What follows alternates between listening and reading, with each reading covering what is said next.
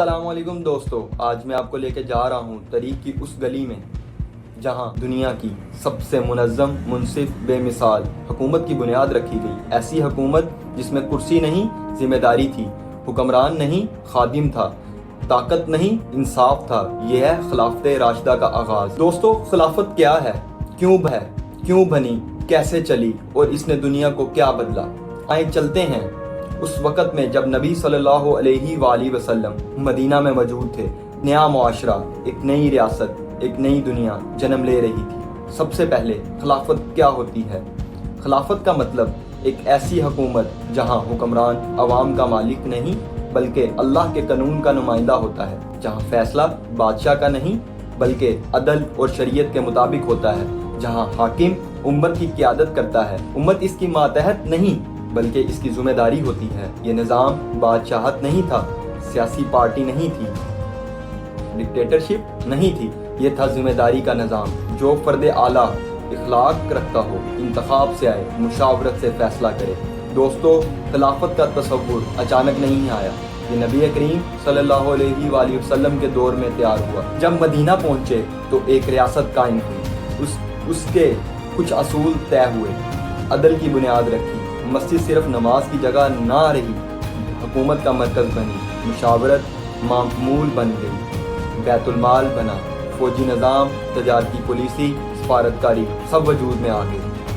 یوں سمجھیں خلافت کی جڑیں رسول اللہ صلی اللہ علیہ وآلہ وسلم کی زندگی میں ہی لگ چکی تھیں۔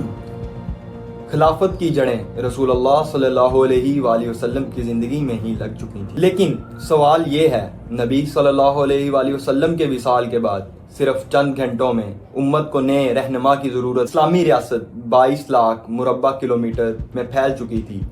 قبائل کی بیعت نبی صلی اللہ علیہ وآلہ وسلم کے ساتھ تھی، دشمن طاق میں بیٹھے تھے۔ اگر فوراً قیادت نہ بنتی، انتشار ہو جاتا۔ اس لیے صحابہ رضی اللہ تعالی عنہ سقیفہ بنی ساعدہ میں جمع ہوئے۔ ایک بہت اہم سوال، کیا سقیفہ کوئی سیاسی جنگ تھی؟ نہیں، یہ ایک ایمرجنسی مشاورت میٹنگ تھی۔ انصار کہہ رہے تھے، ہم نے مدینہ دیا، تحفظ دیا، قیادت میں ہمارا حصہ ہے۔ مہاجرین کہہ رہے تھے، عرب نبی صلی اللہ علیہ وآلہ وسلم کی قیادت مانتے تھے، ان کے بعد بھی مہاجرین کی قیادت کو ہی قبول کریں گے۔ بحث ہوئی، گفتگو ہوئی،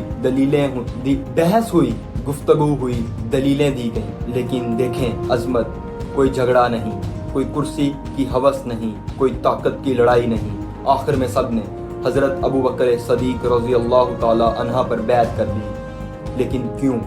سب سے بڑا سوال، کیونکہ سب سے پہلے ایمان لانے والے، نبی صلی اللہ علیہ وآلہ وسلم کے ساتھی، ہجرت کے ساتھی، غار ثور کے ساتھی، اخلاق، دانش اور قیادت میں سب سے آگے۔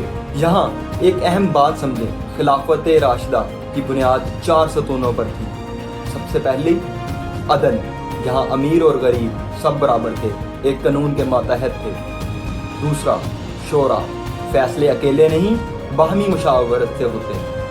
تیسرا سادگی، حکمرانوں کے محل نہیں، کچے گھر، پھٹے کپڑے، مگر دل پر حکومت۔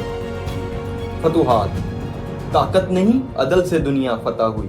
اس چھوٹی ریاست نے صرف 30 سال میں دنیا کی 2 سپر پاورز روم اور فارس کو ایک بہت بری شکست دی۔ دوستو، یہ تھا خلافت کا آغاز، ایک ایسا نظام جو کرسی سے شروع نہیں، کردار سے شروع ہوتا ہے۔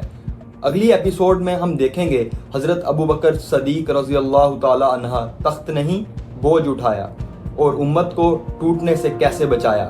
اگر آپ کو یہ ویڈیو پسند آئی ہو تو لازمی کمنٹ کریں، شیئر کریں اور چینل کو سبسکرائب کریں نیکسٹ ایپیسوڈ کے لیے۔ شکریہ۔